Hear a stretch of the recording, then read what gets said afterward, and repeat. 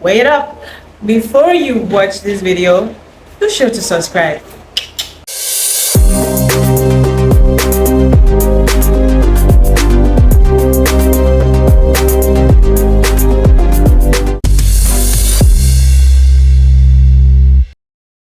Hello, welcome to the Unknown Stars. Thank you very much. We're so delighted to have you today. I'm also delighted to be here. I've seen some of your covers on your social media that you do, especially the one you did for your dad on Father's Day. I think it was so amazing, and it's so amazing you sing beautifully well, and that's why we decided to have you today to have a conversation with you. Thank you very much. Thank So you. tell us, who inspired you? Well, pertaining to inspiration, I actually have a lot, like a handful of people that actually inspires me to keep going. I'm actually a gospel music artist. I'm a gospel minister, let me use it that way. But I kind of have blend of, people I follow musically. And the first person is Victoria Orenzi. Yeah, Victoria Orenzi, she's a very great woman. I love her charisma. I love her attitude while singing. I love the energy. I also love her voice texture. Yeah, she has a very good voice, and she has a very prophetic voice too. Exactly, she has a very prophetic voice, and also she has good lyrics. She has good lineup. And then secondly, I love Tasha Cobbs. Like, oh my God, you can't imagine whenever I'm listening to Tasha Cobbs, like I love her songs. And the reason why I love Tasha Cobbs' songs is that she does a lot of riffs, a lot of runs, a lot of scales, and it gives me this, vibes like, ooh, I want to go and, do more. I want to like beat up to her standard and all of that. And it really gives me joy if I can actually, anytime I do that and I actually get it right, I feel so fulfilled. You can't imagine. Now I see why you sing so well. Thank you. Yeah, I see. But then I also noticed something about Tasha Cobbs and the choreography said about their gospel artists. Yeah. And you said you would want to go into gospel music like them. Yeah. Yeah, I noticed that sometimes like Tasha Cobbs could do a secular song. Yeah. Like there was one I saw recently on YouTube, she did some time ago. What's the title of the song? It's a love song. Okay. It's a love song, an old love song that some people started doing again. You are so beautiful to me. Yeah, you know the song? No, not yet. You are so beautiful to me. Not And yet. she did it. So are you saying that you don't do secular songs as well? It depends on what. Actually, I won't say secular songs are bad or I say. To me, it just depends on the quality of the lyrics and what the lyrics is trying to say. Because I don't just listen to the instrumentals of a song, the voice texture. I also listen to lyrics because lyrics, edifies my, knowledge and all of that, and my soul too. So if the lyrics are good lyrics, clear lyrics that are really, there's some of this, especially Nigerian artists, they say a lot of nonsense while singing, and it really pisses me off most times. But there are some secular artists too that sing some songs and you vibe to it because okay, this guy is actually talking about life. Like there was this song that like it really trend at a time like that. She was kind of relating to the normal lifestyle of the average Nigerian youths. These adults food na scam song. Yeah. That kind of a song, you can't tell me it's not good. You can't tell me I want. So the thing is, I just love good music. That's just the word. I love good music. Okay, that's good. Everything should be perfect. Your lyrics, should just be perfect. That's all. Okay, so tell us, what style of music would you say you do? Okay, I actually do all the styles of music. I don't really limit myself to a particular style of music. As long as it's fun, I enjoy it. I just do it. I just do it. That's good.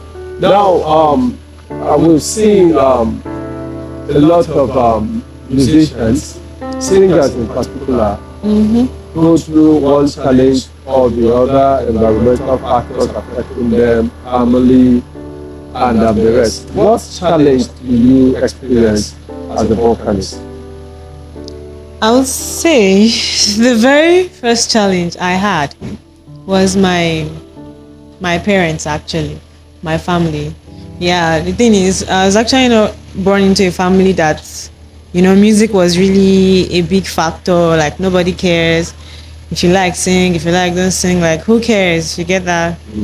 Yeah. So, but then I actually didn't know. When there is something deposited in you, it just has a way of coming out. So I was quite little then, and I always loved attending whenever we're having this children program, and I know I'll get the opportunity to sing. Like, you can't imagine. Whatever I need to do at home, I will just do it and just go for that rehearsals. I just want to sing and all of that. And it gave me a lot of problem then, because I received a lot of cane as at then. Nigerian parents and all of that. But I think, to the glory of God now, my parents are actually loving what I'm doing, and my parents are Christians, so the fact that I'm doing it, to glorify Jesus, and so they love it. And I'm also proud. I'm also happy. I'm also fulfilled. Yeah. And another challenge I faced was the environment.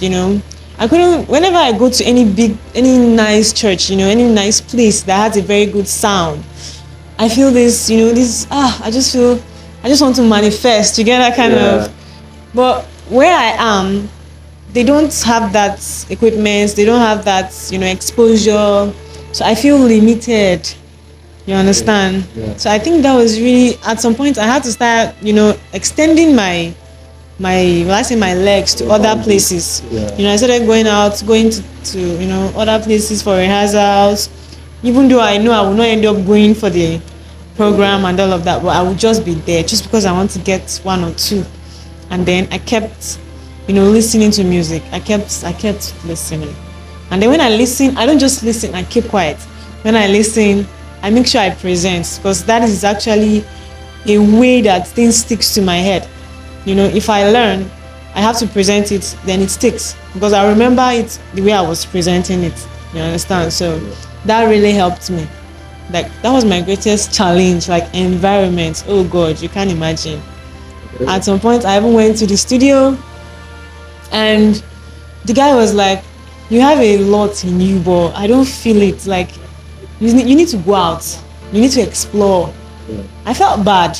Have I not explored enough? Like, you understand? And then the third problem I had was money, actually. Yeah, I was financially limited, At some point, I went to the studio. I actually wrote some songs. I took it to the studio to work on it, and I couldn't pay, like, I couldn't complete the money. I couldn't pay up. And my parents were this, lackadaisical. They had this lackadaisical attitude towards music, especially when they now know that you want to go and even record it in the studio. Like, it's not their business. Their own is go to school, go and study medicine, be a doctor, this kind of.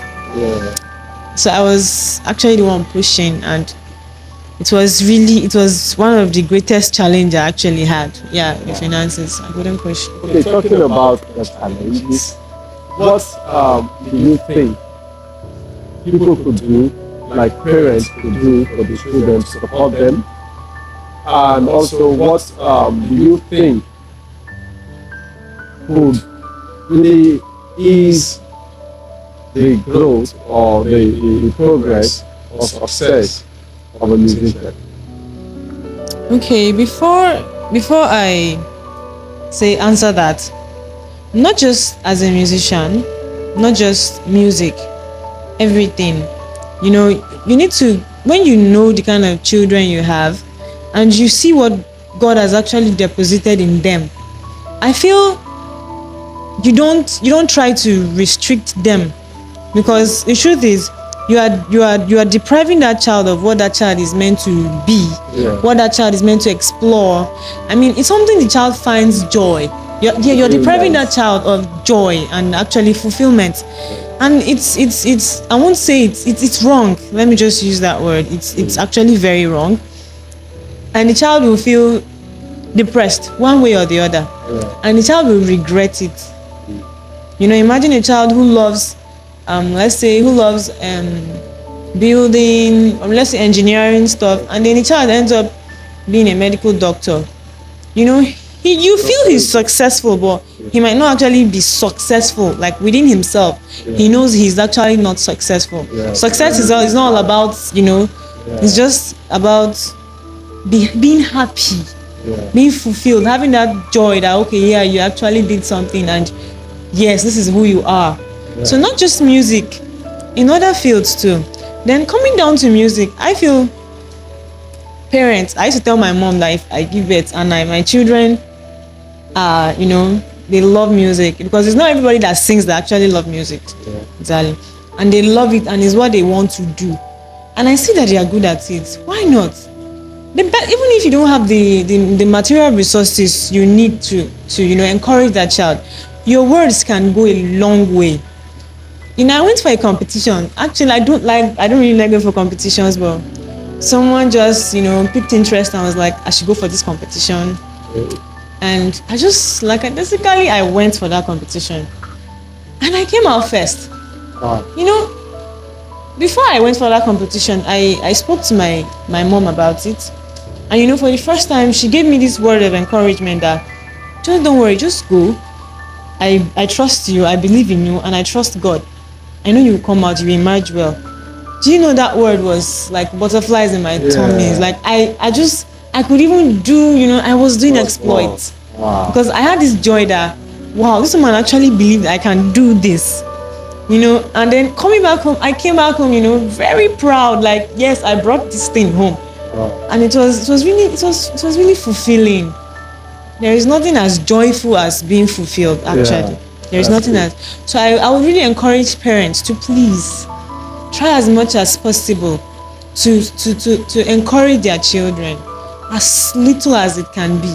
Even if it's, enrolling them in schools, musical classes, enhance. Because let me quickly share this story. While I was very, very, very little, I love anything that has to do with the church choir. I love it so much. And I love playing drum sets. Wow. I'm actually a very good drummer.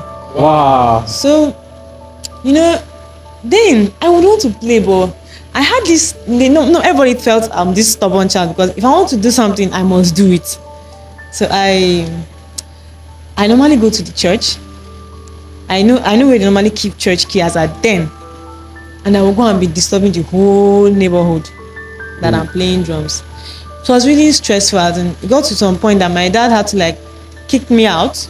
I was like, go and sleep in the church. You understand that kind of go and live in that church that you feel. Then finally one of the pastors now met him and told him, things like this, you don't stop this girl. Instead you encourage her. You try to align her so that she won't miss it. So that she won't do it in the wrong way, because some people are actually doing it in a way that, and that's what is actually discouraging some parents. And ever since then, I started going to church. I had a drum teacher. He came only twice, and since then I was going on my own. I kept practicing. And if I play, people will be like, wow, who's your drum teacher? And I'll be like, I don't have, it's just me. It was the Holy Spirit that taught me. That's what I did tell people. Wow. But the thing is, if not that I was very dedicated and I had it in my mind that whatever I want to do it, and I will get it. Trust me, if it was a child that has this lower self-esteem, that doesn't have the mind and that motivation, the child, it would have died at that particular instant. So I feel parents should they should try as much as possible. They should encourage their children, not only by cash, but with their words. It goes a long way. Okay, so tell us, where do you see yourself in the future?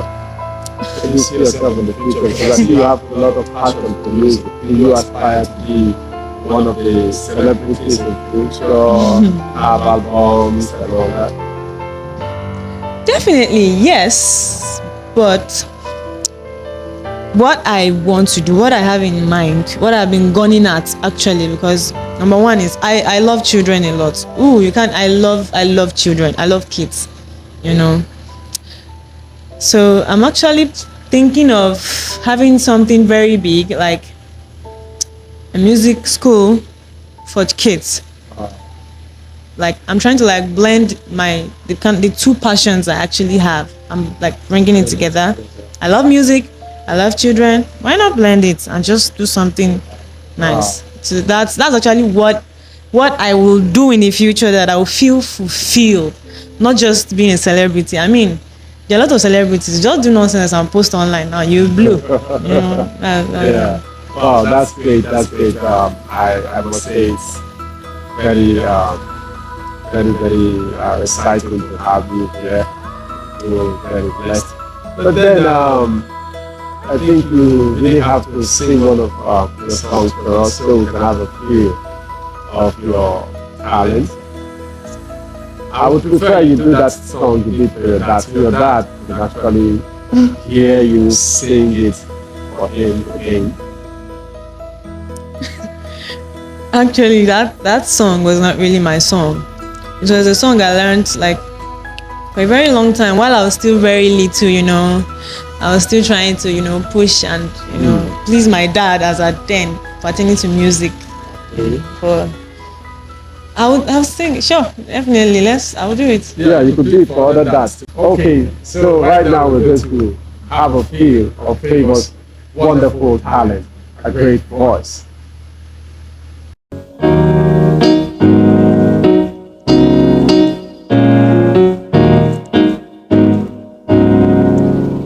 Daddy, oh daddy, you know how much I love you. I need you forever. I'll stand by your side. Daddy, oh daddy, I will always do wrong, but I'll never stop trying to be your number one. Will you understand me? You teach me how to pray, and you play the games I love to play. I have no fear when you are near. You guide me through the darkest night. I love you, Daddy. You are my hero, and you always in my dreams. I love you, Daddy, oh Daddy. You are my superstar. Daddy, oh daddy, you know how much I love you. I need you forever. I'll stand by your side. Daddy, oh daddy, I will always do wrong, but I'll never stop trying to be my daddy's girl. You understand me? You teach me how to grow, and you play the games I love to play. I have no fear, I believe you. You got me through the darkest night. I love you, Daddy. Oh yeah, you are my hero. I love you, Daddy. Oh Daddy, you are my superstar. You're the one in a million and a million and one. Forever I want to be by your side. The one in a million. Show me